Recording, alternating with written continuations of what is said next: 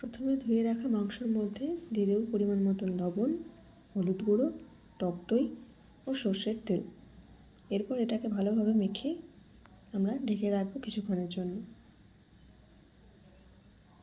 অন্যদিকে একটা জায়গায় গরম জল করে তার মধ্যে দিয়ে দেবো কয়েকটা কাঁচা লঙ্কা, ক্যাপসিকামগুলো হালকা হলদেটে হয়ে আসলে গ্যাস বন্ধ করে দেবো ও তুলে নেবো একটা মিক্সিং জারের মধ্যে।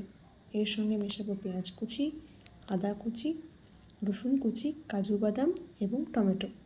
তারপর সেটার একটা ভালোভাবে মিহি পেস্ট বানিয়ে নেব।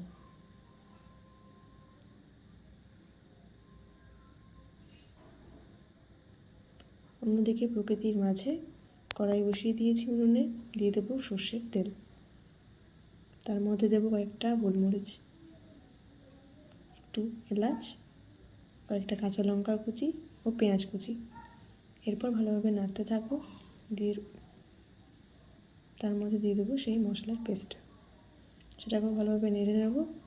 অন্যদিকে সেই পেস্ট ধোয়া জলটার মধ্যে কাশ্মীরি লঙ্কার গুঁড়ো মিশিয়ে সেই জলটাও দিয়ে দেবো ম্যারিনেট করা মাংসগুলো। তারপর ভালোভাবে সেটাকে নাড়তে থাকবো। ঢাকা দিয়ে এটাকে আমাদের কয়েকবার নেড়ে নিতে হবে যতক্ষণ না মাংসটা ভালোভাবে সিদ্ধ হচ্ছে। এই সময় খুব সুন্দর একটা স্মেল হচ্ছিল। সিদ্ধ হয়ে আসলে তার মধ্যে 1 চামচ ঘি দিয়ে নামিয়ে নেব। রেডি আমাদের ক্যাপসিকাম চিকেন।